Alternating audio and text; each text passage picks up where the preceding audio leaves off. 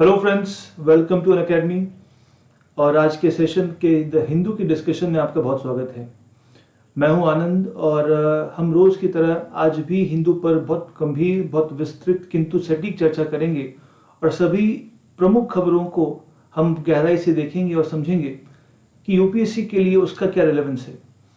इससे पहले हमारे सामने एक इन्फॉर्मेशन ये है कि जो भी छात्र स्टूडेंट्स इस बार प्रीलिम्स को टारगेट कर रहे हैं उनके लिए Unacademy brings you the best of the courses, जहाँ पे आपको पूरा प्रीलिम्स कवरेज मिलता है, जहाँ पे आपको टॉप एडुकेटर के साथ में पढ़ने का, समझने का, डाउट क्लियर करने का मौका मिलता है। और ये बैच जो है 11 जनवरी को शुरू हो रहा है, जिसको आप एनरोल करके प्रीलिम्स में अपनी सफलता को सुनिश्चित कर सकते हैं।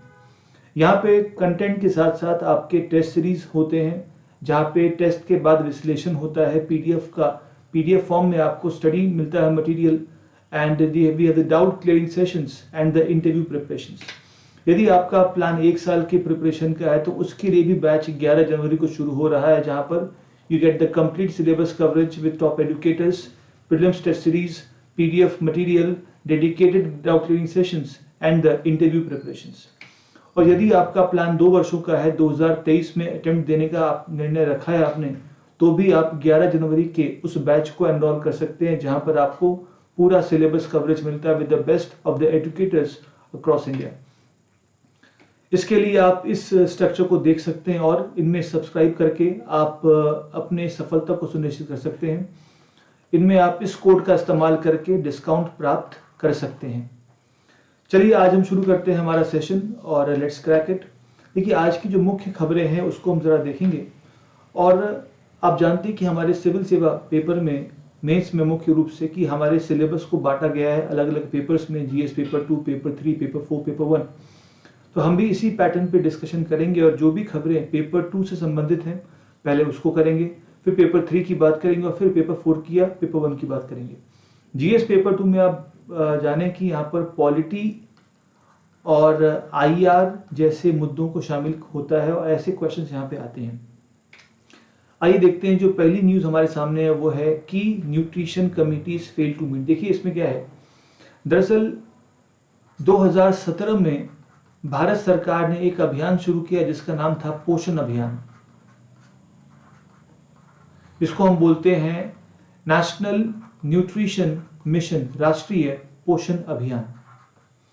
इस पोषण अभियान के तहत उद्देश्य ये था कि जो भी देश में पोषण की समस्याएं हैं उसको दूर करने के लिए एक अभियान चलाया जाएगा। राज्यों को केंद्र असिस्टेंस देगा ताकि राज्य अपने स्तर पर जो आंगनवाड़ी हैं, स्कूल हैं, उनके माध्यम से बच्चों में, महिलाओं में पोषण की कमी को दूर कर सकें। इसके लिए 3 प्रमुख कमेटियां बनी, 3 प्रमुख बॉडियां बनी हैं, जिसमें से एक का नाम है नेशनल न्यूट्रिशन काउंसिल, एनएनसी। इसकी चेयरमैनशिप करते हैं नीति आयोग के वाइस चेयरपर्सन राजीव कुमार। तो नीति आयोग के वाइस चेयरपर्सन के द्वारा इसकी अध्यक्षता होती है एनएनसी। एक दूसरी इकाई है जिसका नाम है एग्जीक्यूटिव कमेटी, जिसको हम बोलते हैं कार्यकारी समिति, जिसको ministry of women and child development के सचिव द्वारा चेयर किया जाता है। तो ministry of women and child development जो सेक्रेटरी हैं वो इसको चेयर करते हैं। और तीसरी एक बॉडी है जिसका नाम है national technical board on nutrition, NTBN। ये एक तकनीकी निकाय है जो मंत्रालयों को, जो इन कमेटियों को तकनीकी इनपुट प्रदान करती है। अब खबर इस बात की यह है कि जब से कोविड शुरू हुआ है तब से इन तीनों कमेटियों ने एक बार भी बैठक नहीं की है, जो चिंता का विषय है।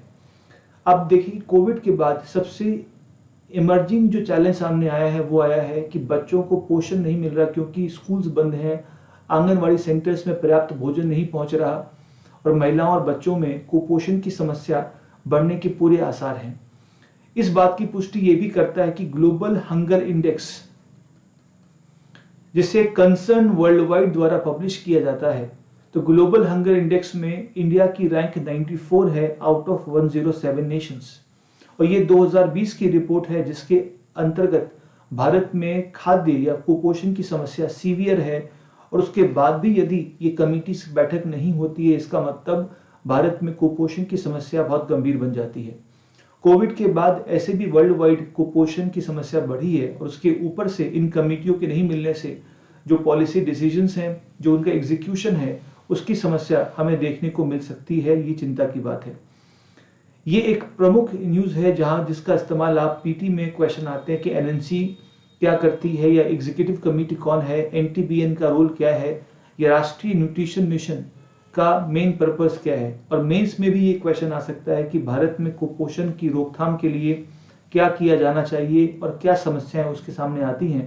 तो जहां पे बात समस्या क्या आएगी, आप लिखेंगे कि इन कमिटीज ने बैठक नहीं की है, पोषण नहीं मिला है, भोजन नहीं मिला है, और भोजन मिलता भी है तो उसमें न्यूट्रिएंट्स की समस्या रहती है।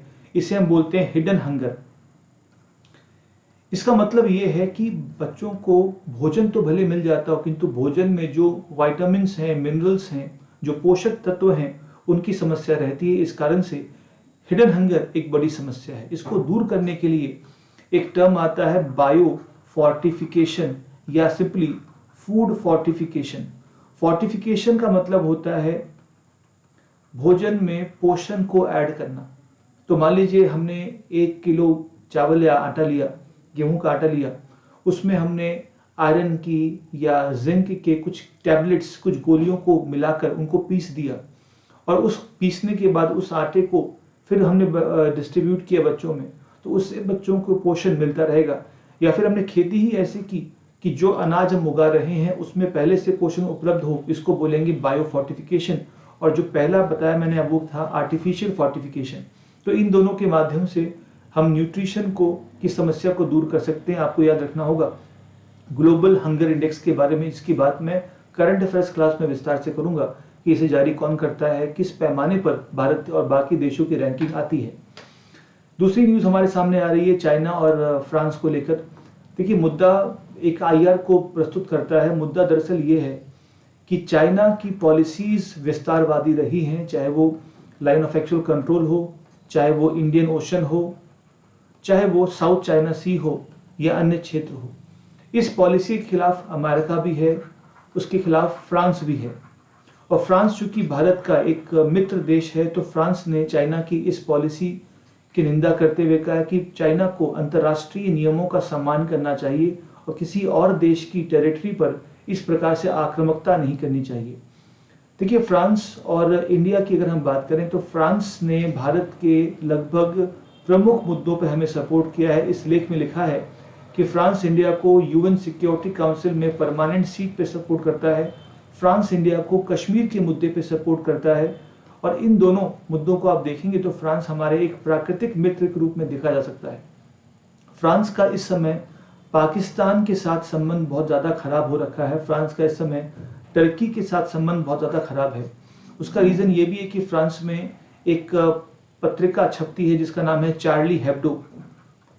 एंड चार्ली हेब्डो में प्रॉफिट मोहम्मद के ऊपर कुछ आपत्तिजनक कार्टून बनाया था, जिसके बाद एक कट्टर इस्लामिक आतंकवादी ने फ्रांस के एक टीचर को मार दिया था, जिसके बाद फ्रांस ने उसको पब्लिकली उस कार्टून को डिस्प्ले किया, ये कहते हुए कि फ्रांस में अभिव्यक्ति की आज़ादी पे कोई रोक लगने वाली नहीं है। जिसके बाद बाकी जो इस्लामिक कंट्रीज हैं, टर्की, पाकिस्तान, उन्होंने फ्रांस के इस काम को गलत बताते हुए, अपने धर्म की निंदा का एक तरीका बताते हुए फ्रांस के खिलाफ मोर्चा खोल दिया था। और तब से भी टर्की और पाकिस्तान के संबंध काफ़ी खराब हैं। टर्की और फ्रांस के बीच एक मुद्दा और है कि दरअसल अगर आप देखेंगे कॉकस क्षेत्र जो है, ये क्षेत्र आपको मैं दिखाऊंगा अलग करंट अफेयर्स क्लास में, आप मैप में भी देख सकते हैं कि मध्य एशिया में कैस्पियन सी और ब्लैक सी के बीच में जो क्षेत्र है उसे बोलते हैं कॉकस क्षेत्र। यहाँ पर अजरबैजान एक देश है, यहाँ पे आर्मेनिया एक देश है। इन दोनों के बीच में एक क्षेत्र है नागोर्नो कराबाख। इस क्षेत्र में भी दरअसल दोनों देशों के बीच तनाव है, अजरबैजान आर्मेनिया के बीच में। अजरबैजान एक इस्लामिक कंट्री है जिसको टर्की का सपोर्ट है। आर्मेनिया एक कैथोलिक, एक क्रिश्चियन कंट्री है जिसको रशिया और जिसको फ्रांस का सपोर्ट है। तो यहाँ पर भी नागोर्नो कराबाख की रीजन में भी फ्रांस और टर्की के बीच में तनाव देखने को मिले हैं। और उसके अलावा प्रॉफिट मोहम्मद के ऊपर आपत्तिजनक कार्टून को लेकर भी तनाव हाल में आया है। और वैसे भी फ्रांस इंडिया के बीच बढ़ती मित्रता इंडीड फ्रांस और पाकिस्तान को दूर करेगी, तो ये हमारे लिए पेपर 2 IR में इंपॉर्टेंट मुद्दा बनेगा, जहाँ पे इंडिया फ्रांस की हम बात कर सकते हैं। हम फ्रांस से राफाल जो लड़ाकू विमान है उसको परचेज कर रहे हैं, इस कारण से भी फ्रांस इंडिया के बीच मित्रता बढ़ने की पूरी संभावना है, राइट। अमेरिका में कल की बात है, वहाँ के जो संसद कह सकते हैं आप, संसद में जो मेंबर्स थे उनकी बैठक थी, ताकि जो चुनाव 2020 के राष्ट्रपति के हुए थे उनको वो प्रमाणित कर सकें और जो बाइडेन को विक्टोरियस डिक्लेयर कर सकें। बट इस सभा से पहले ही डोनाल्ड ट्रंप के सपोर्टर्स ने कैपिटल हिल पर एक प्रोटेस्ट किया जो हिंसात्मक में कन्वर्ट हो गया। 2-3 लोगों की मृत्यु भी हो गई और ये अमेरिका के लोकतंत्र पे एक आघात के रूप में देखा जाता है, जिस पर चीन ने भी टिप्पणी की है कि जिस प्रकार से अमेरिका के सपोर्ट से हांगकांग में प्रोटेस्ट हुए थे, कुछ ऐसा ही प्रोटेस्ट अमेरिका में भी कल लोगों ने किया है। और एक प्रकार का ये जो प्रोटेस्ट है ये अमेरिका के लोकतंत्र पे आघात है। डोनाल्ड ट्रंप ने लोगों से कहा था कि वो चुनाव फ्रॉड हुआ है, वो फ्रॉड से हारे हैं और वो अभी भी हार मानने को तैयार नहीं है, जिस कारण से लोग भड़के हैं, जो ये इसकी निंदा विश्व के सभी देश के राष्ट्राध्यक्ष ने की है। इसी के ऊपर एक संपादकीय है, हिंदू में आया है, जहाँ पे हम बात करने वाले हैं कि इससे होता दरअसल ये है कि अमेरिका एक सबसे बड़ा सुपर पावर है। इतने बड़े सुपर पावर में भी अगर ऐसी घटनाएं होंगी तो वर्ल्ड के लोकतंत्र पे खतरा मंडराता है।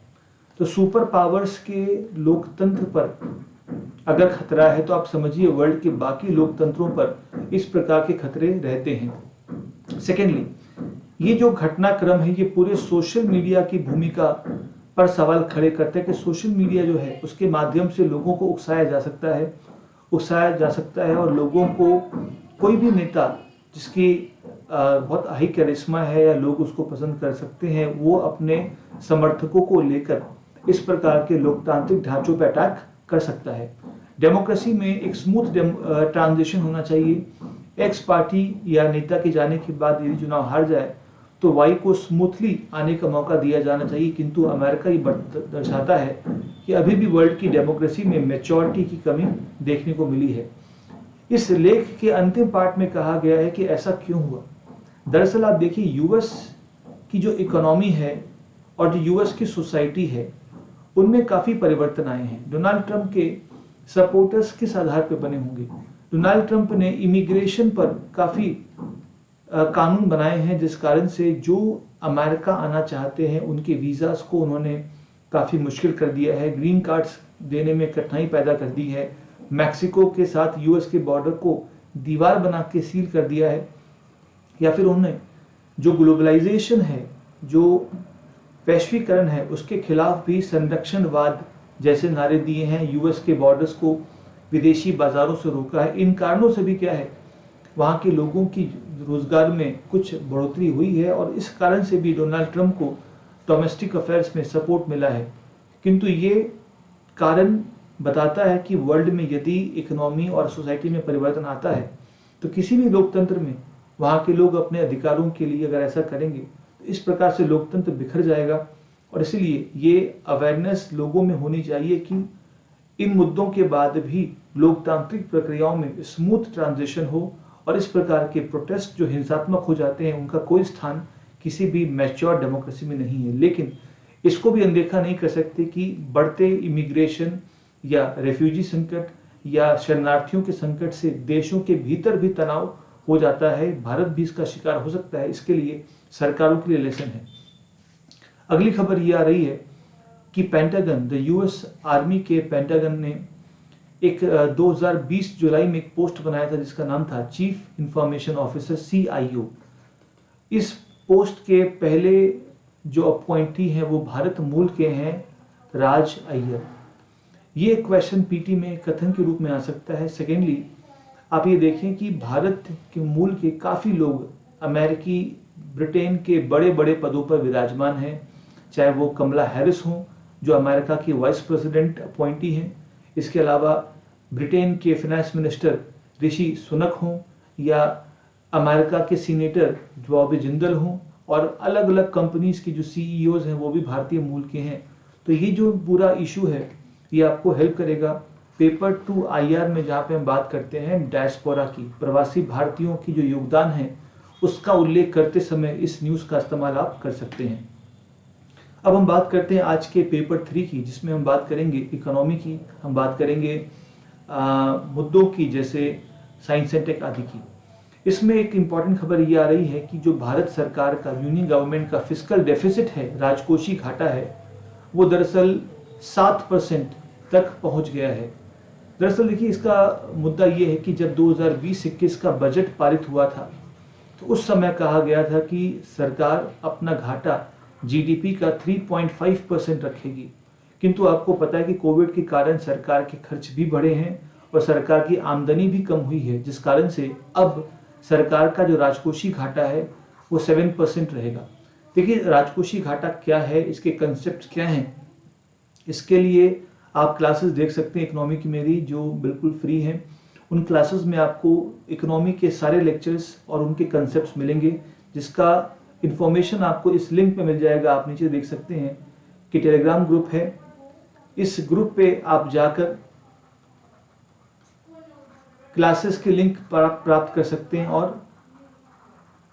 क्लासेस को आप देखकर कंसेप्ट क्लियर कर सकते हैं। telegram.me anand_unacademy पर ये आपको लिंक मिलेगा, राइट। तो खबर इतनी है कि हमारा जो घाटा है वो 7% ऑफ जीडीपी होने वाला है। इसका मतलब ये भी है कि 2020-21 के बजट में सरकार ने अनुमान लगाया था कि हमारी आमदनी और हमारे खर्च के बीच में जो अंतर रहेगा वो लगभग 8 लाख करोड़ का रहेगा, किंतु अब ये पाया गया है कि जो अंतर है वो लगभग 12 लाख करोड़ को टच करेगा। इसका मतलब बहुत मैसिव गैप आएगा, जो सरकार को आने वाले वर्षों में फाइनेंशियल मैनेजमेंट की समस्या क्रिएट करेगा। अगली न्यूज वर्ल्ड से आ रही कि वर्ल्ड फूड प्राइस, विश्व में फूड एंड एग्रीकल्चर ऑर्गेनाइजेशन जो यूएन की एजेंसी है, इन्होंने माना है कि विश्व में 2020 में खाद्य पदार्थों की जो कीमतें हैं वो पिछले 7 महीनों से लगातार बढ़ी हैं और दिसंबर में भी वो बढ़ी हैं। एज अ रिजल्ट वर्ल्ड के लिए उनको परचेस करना मुश्किल होता जा रहा है। वेजिटेबल प्राइसेस हों, चाहे वो अनाज की कीमतें हों, चाहे वो अन्य फूड ग्रेन्स हों, इन सब में वर्ल्ड में लगातार कीमतें बढ़ी हैं और 3 वर्षों के हाई स्तर पे पहुंची हैं। किंतु 2011 में फिर भी सबसे अधिक भारत में विश्व भर में कीमतें थी। 2011 में कीमतें सबसे हाई थी और 2020 में फिर से एक बार हाई पहुंची, किंतु 2011 की तुलना में 2020 में जो प्राइसेस थे वो 25% कम है, किंतु दोनों वर्षों में, एक दशक के दोनों वर्षों में कीमतें बहुत हाई देखने को मिली हैं। तो यहाँ पर दूसरा मुद्दा ये है कि भारत में आप देखें, भारत में वैसे तो CPI बेस्ड इन्फ्लेशन जो है दिसंबर के महीने में वो 7% क्रॉस कर गया है, मतलब जो खुदरा मुद्रास्फीति है वो काफ़ी हाई है, किंतु भारत में फिर भी फूड ग्रेन्स प्रोडक्शन अच्छा खासा हुआ है, क्योंकि भारत में लॉकडाउन में जहाँ बाकी गतिविधियां बंद थी, कृषि को लेकर उत्पादन काफ़ी अच्छा रहा। तो भारत में फूड बेस्ड जो उत्पादन है उसकी अच्छी मात्रा देखने को मिली है। हालांकि वर्ल्ड वाइड जो ट्रेंड है कि वर्ल्ड में खाद्य महंगाई में बढ़ोतरी हुई है, इसकी अच्छी रिजल्ट ये है कि चूंकि इंडिया में अच्छा प्रोडक्शन है और वर्ल्ड में सप्लाई कम है, तो India has become the largest exporters of many of the commodities. Bharat rice का विश्व में सबसे बड़ा निर्यातक बन गया, बिकॉज भारत में अच्छा खासा उत्पादन है, वर्ल्ड में उसकी डिमांड है। भारत अब चाइना, वियतनाम जैसे देशों को भी राइस एक्सपोर्ट कर रहा है, जो खुद में एक बड़े उत्पादक देश रहे हैं। इसके अलावा एक डिस्कशन हमारा है ऑन द डिजिटल टैक्स। देखिए, यहाँ पर टैक्स के कुछ गंभीर मुद्दे हैं जिसके बारे में आज शाम 8 जनवरी को हम शाम में 8 बजे टैक्स के चैप्टर में बात करेंगे कि डिजिटल टैक्स क्या होता है और इन टैक्सेस में अमेरिका की आपत्ति क्या है, इक्वलाइजेशन लेवी किसे कहते हैं और बेस इरोजन प्रॉफिट शिफ्टिंग क्या होती है। इन सभी टॉपिक्स को जानने के लिए join me at 8 PM every day. और आज भी क्लास हमारी है 8 जनवरी को, जहाँ पे आप देखेंगे टैक्स के सभी मुद्दे। तो यहाँ पर बेसिकली भारत सरकार ने कुछ टैक्सेस लगाए हैं उन कंपनीज पर जो भारत में या भारत की निवासी नहीं है और भारत में सेवाएं देती हैं। तो डोमेस्टिक कंपनीज को लाभ देने के लिए इस प्रकार के टैक्स लगाए गए हैं, जिस पर अमेरिका ने आपत्ति जताई है। इसकी बात कुछ बात तकनीकी है, इसके बारे में क्लास में विस्तार से हम बात करेंगे। जैसा कि मैंने कहा आपसे कि जीडीपी में जो हमारा इन्फ्लेशन है या हमारा जो फिस्कल डेफिसिट है वो बढ़ने वाला है, वो 7% ऑफ जीडीपी हो जाएगा। एक और खबर ये है कि हमारी जो जीडीपी है 2020-21 के लिए वो 2019-20 की तुलना में लगभग 7.5% या 7.7% कॉन्ट्रैक्ट करेगी। इसका मतलब हमारी जीडीपी में इतनी प्रतिशत गिरावट पिछले वर्ष की तुलना में आएगी, जो एक चिंता की बात होगी। हालांकि अच्छी बात यह है कि जीडीपी इस वर्ष 2020-21 के लिए, अगर हम इस साल के पहले 3 महीने की बात करें, पहले क्वार्टर की बात करें, तो पहले क्वार्टर में हमारी जीडीपी में -24% गिरावट थी, दूसरे क्वार्टर में -8% गिरावट है। अगर हम टोटल बात करें, टोटल ईयर की बात करेंगे, तो उसमें 7.7% की नेट गिरावट आएगी। और 2021-22 में वर्ल्ड बैंक की रिपोर्ट ग्लोबल इकोनॉमिक प्रोस्पेक्ट के अनुसार इंडिया की जीडीपी में फिर से एक बार पॉजिटिव ट्रेंड आएगा और हम +5.4% की दर से बढ़ने का अनुमान रखते हैं। तो ये थी आज की मुख्य खबरें जहाँ पे हमें बात करनी थी। और हम शाम की क्लासेस में देखिए हम एक बहुत डिटेल्ड डिस्कशन करते हैं सुबह 11 से 12 हिंदू पर ही, जहाँ पर एक बहुत लंबा चर्चा होता है, वहाँ भी आ सकते हैं। और क्लास की सारी लिंक्स आपको मिलेंगी टेलीग्राम पर, जिसको आप फॉलो कर सकते हैं और इन्फॉर्मेशन वहाँ पे प्राप्त कर सकते हैं। वॉच के लिए धन्यवाद, प्लीज़ कीप वॉचिंग। और हम बाकी कोर्सेज भी इसी प्रकार से यूट्यूब पर आपको उपलब्ध कराएंगे। Thank you so much, take care.